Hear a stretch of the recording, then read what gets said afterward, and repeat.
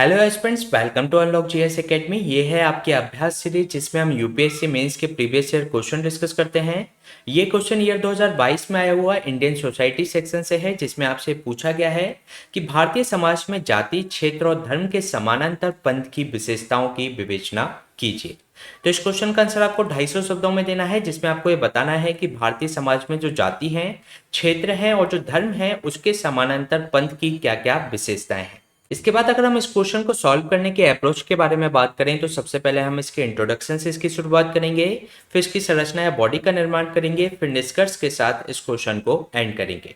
अगर हम इस क्वेश्चन के इंट्रोडक्शन के बारे में बात करें तो जो पंथ या संप्रदाय होता है, आस्था का एक छोटा समूह होता है जो या तो एक पारंपरिक धर्म का पालन करता है या एक अलग धर्म के रूप में इसके मूल सिद्धांत बनाकर उनका पालन करता है। साथ ही साथ इसमें जो दूसरी श्रेणी की बात करें तो पंथ एक ही विश्वास या धर्म के उपसमूह हो सकते हैं, जैसे कि ईसाई, हिंदू एवं बौद्ध एवं जैन धर्म को हम इस श्रेणी के अंतर्गत रख सकते हैं।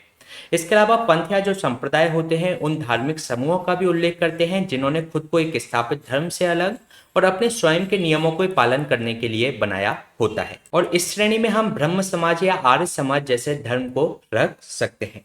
इसके साथ ही अगर हम बात करें दूसरी ओर, पंथ एक सामाजिक समूह है जो जीवन में एक सामान्य रुचि या लक्ष्य प्राप्त करने के लिए असामान्य धार्मिक, दार्शनिक एवं आध्यात्मिक मान्यताओं का पालन करता है।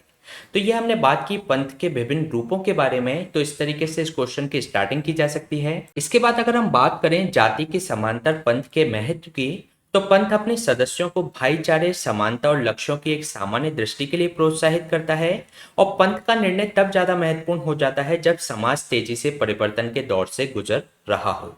साथ ही साथ भारत में जो उपजातियां हैं उनकी सामाजिक आर्थिक स्थिति लगातार बढ़ रही है और वे राजनीतिक एवं सामाजिक क्षेत्र में अपना प्रभुत्व लगातार कायम कर रही हैं।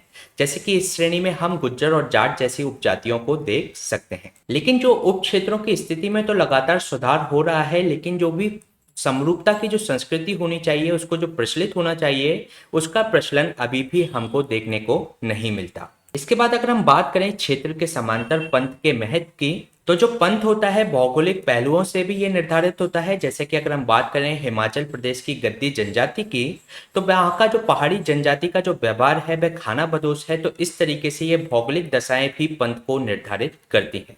इसके अलावा अगर हम बात करें उत्तर भारत के शेख की, जो पाए जाने वाले जो मुस्लिम समुदाय हैं, साथ ही साथ हिंदू समाज में मुस्लिम शासकों द्वारा जो अर्जित राजनीतिक प्रभुत्व के कारण महाराष्ट्र में विभिन्न संप्रदायों का वहां पर उदय देखने को मिलता है। तो ये हमने बात की क्षेत्र के समांतर पंथ के महत्व की। इसके बाद अगर हम बात करें धर्म के समानांतर पंथ के महत्व की, तो हिंदू धर्म में 4 संप्रदाय हमने देखने को मिलते हैं, जिसमें वैष्णव, शैव, स्मार्त और शक्तिवाद हैं। और जो संप्रदाय हैं मुख्य रूप से पूजे जाने वाले जो देवता हैं उसके आधार पर ये संप्रदाय विभाजित किए गए हैं एवं उस देवता की पूजा करने वाली जो परंपराएं हैं सभी संप्रदायों में भिन्न भिन्न हैं। इसके अलावा संप्रदाय के आधार पर मुसलमानों को भी 2 भागों में देखा जाता है, जैसे कि सुन्नी एवं शिया संप्रदाय। बौद्ध धर्म में भी 2 संप्रदाय देखने को मिलते हैं, हीनयान और महायान। इसी तरीके से जो ईसाई धर्म है वह भी 2 संप्रदायों में विभाजित है, जैसे कि कैथोलिक और प्रोटेस्टेंट धर्म में। और दोनों में जो चर्च के अधिकार के मामले पर ये एक दूसरे से विभाजित हुए थे। तो ये हमने बात की धर्म के समानांतर पंथ के महत्व की। इसके बाद अगर हम इसके निष्कर्ष की बात करें तो इस यात्रा में ये बाहरी दुनिया और समाज के भीतर सुधार आंदोलन के प्रभाव में कई परिवर्तनों से भारत का जो पंथ है वह गुजरा है।